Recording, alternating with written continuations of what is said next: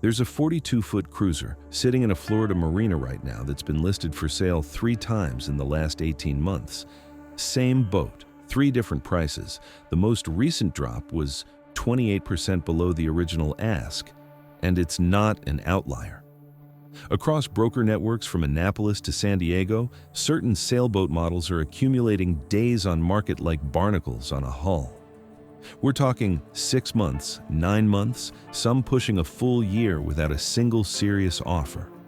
If you own one of these boats or you're thinking about buying used, the next 12 minutes might save you from a very expensive mistake. Because what's happening right now isn't just a slow market, it's a reckoning for specific designs that buyers have quietly decided they don't want anymore. Let's start with a boat that dominated charter fleets and weekend cruisers for years. The Beneteau Oceanis 393, built between 2004 and 2007. It sold well when it was new. Solid construction, comfortable layout, a boat you could take offshore or just cruise the islands. But here's the problem. There are hundreds of them on the market right now, and almost nobody wants to buy one. According to data from Yacht World, the average time listed for a 393 in decent condition is now over 200 days. That's compared to 90 days for comparable models from the same era. Owners are cutting asking prices by 15 to 25%, and boats are still sitting. Part of it is oversupply. Charter companies retired dozens of these boats between 2020 and 2023, flooding the used market. But the bigger issue is the engine. Most of these boats came with Jeanneau 3-cylinder diesels that are now 20 years old. Repowering costs between $18,000 and $24,000 depending on the yard. Buyers see that number and walk away. They're not wrong to. A 2006 Oceanis 393 might be listed at $75,000. Add the repower, add the standing rigging that's probably due, add the sail inventory that's likely tired, and you're looking at $110,000 into a boat that still books at $85,000. The math doesn't work. Dealers in the Chesapeake report that when a 393 does sell, it's almost always to someone who plans to do the work themselves. That's a very narrow buyer pool. And it's getting narrower. If you own one of these boats, the window to sell without taking a serious loss is closing fast. Next up is a boat that should be selling better than it is, the Catalina 380. Built from 1993 to 2007, it's been called one of the best value cruisers ever made. Roomy interior, easy to sail, proven offshore. But something shifted in the last 2 years. According to brokers in Southern California and the Pacific Northwest, the 380 has gone from a steady seller to a boat that sits and sits. Average days on market for a mid-range example is now over 250. Some have been listed for more than a year. The problem isn't quality, it's configuration. Most 380s were sold with a 2-cabin layout and a massive aft cabin that takes up nearly a third of the boat. Buyers today, especially younger buyers in their 40s and 50s, want 3 cabins. They want flexibility. They want to use the boat as a floating vacation home with friends or family. The 380 doesn't give them that, and the size of the aft cabin makes it feel dated. It's a design choice that worked in the 90s but doesn't resonate now. Prices have dropped accordingly. A 2000 Catalina 380 in good shape was listing for around $130,000 2 years ago. Today, that same boat is closer to $95,000. Owners are frustrated because they see other Catalinas, like the 36 or the 42, selling faster. But those boats have different layouts. The market has spoken. If you're holding a 380 and hoping prices bounce back, the data suggests otherwise. This is a boat you sell now, not later. Here's where things get uncomfortable. The Hunter 460. Built from 1997 to 2003, it's a big boat, 46 feet of fiberglass with a spacious interior and a B&R rig that made it easy to handle short-handed. At the time, it was considered innovative, but the used market has turned against it hard. According to brokers in New England and the Mid-Atlantic, the 460 is one of the toughest sells in the 40-foot-plus range right now. Average time listed is over 300 days. Some boats have been relisted multiple times with no movement. The issue is twofold. First, the construction. Hunters from this era have a reputation for being lightly built. That's not always fair, but perception matters in resale. Buyers worry about hull flex, deck core issues, and long-term durability. Surveyors flag them. Lenders get cautious. Second, the B&R rig. It was a selling point when the boat was new, but parts availability is now a problem. If something breaks, repairs can be expensive and slow. Buyers factor that in. The result is a boat that's priced like a discount cruiser, but doesn't sell like one. A 2001 Hunter 460 in reasonable condition might list at $120,000. That sounds like a deal for a 46-footer, but when you look at the comps, other boats in that range are selling faster and holding value better. The 460 is stuck. Owners are dropping prices into the low hundreds, sometimes below, just to get interest. And even then, deals fall apart during survey. If you own one and you're thinking about selling, understand that you're competing against boats with better reputations and more buyer confidence. That's a hard gap to close. Let's talk about a boat that was everywhere 10 years ago and is now almost invisible. The Jeanneau Sun Odyssey 45.2, built from 1998 to 2002. It was Jeanneau's flagship cruiser for a while. Comfortable, well-appointed, designed for long-distance sailing, but the used market has moved on.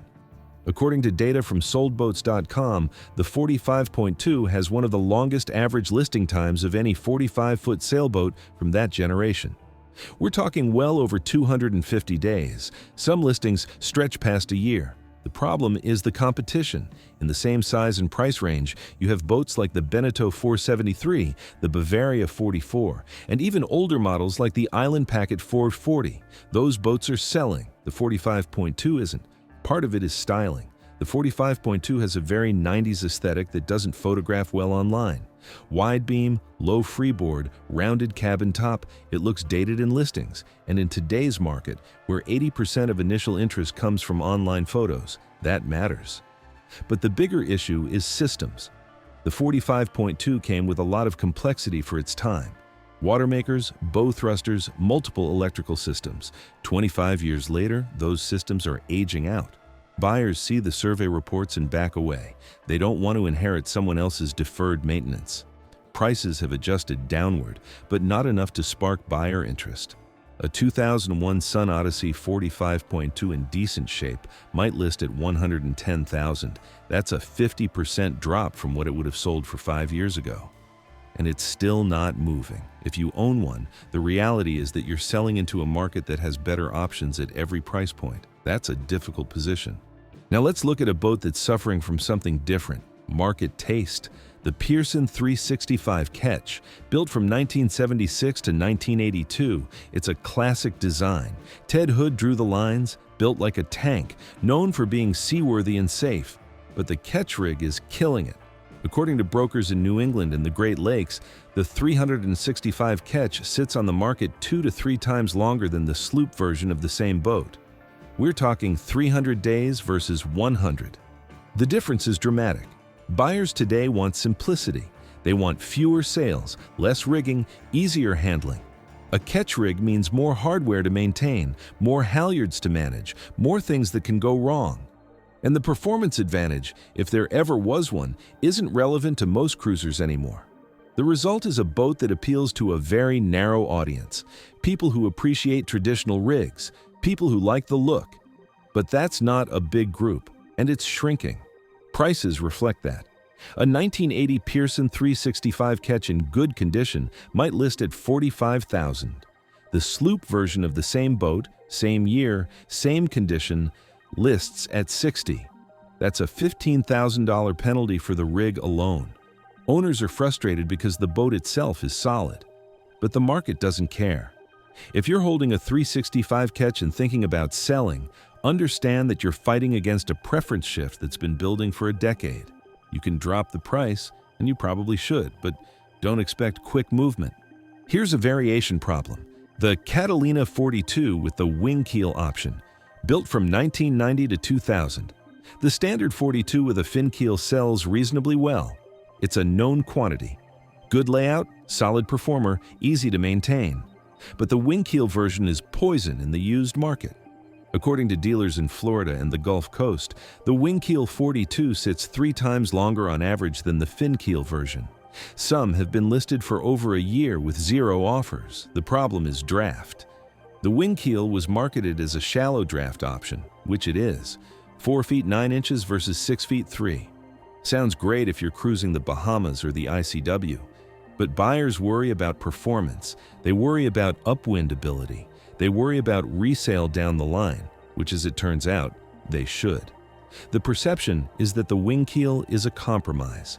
And in today's market, buyers don't want compromises. They want the best version of the boat. That's the fin keel.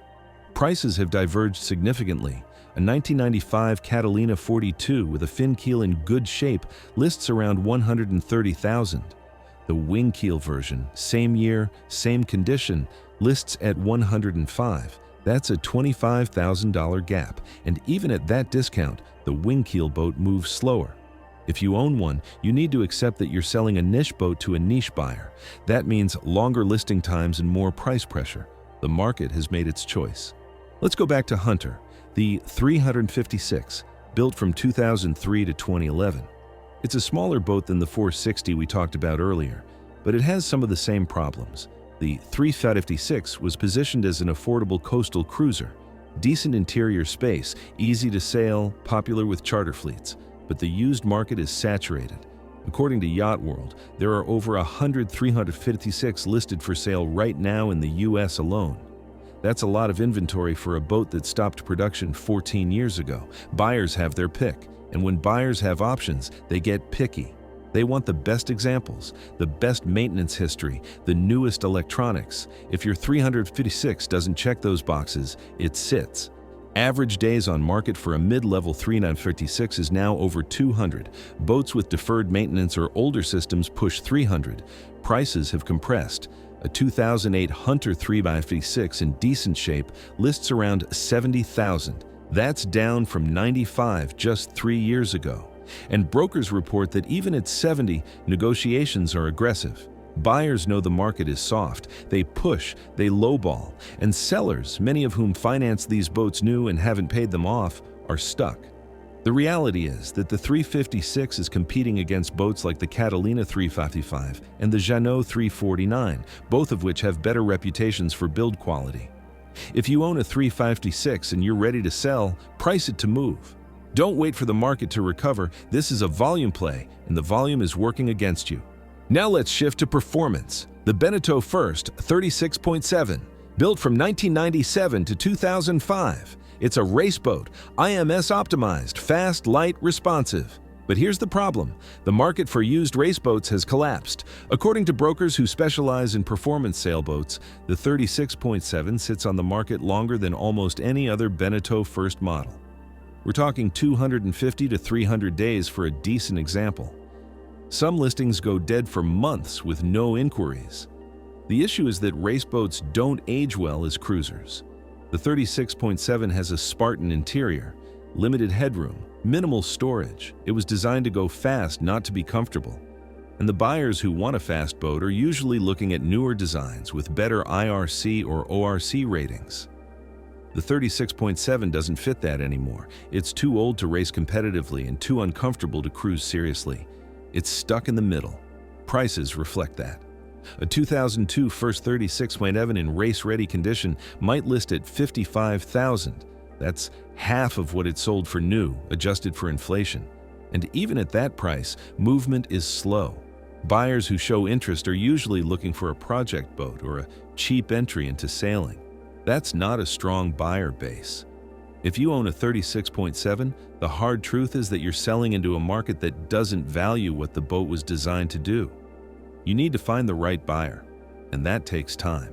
Here's a surprising one.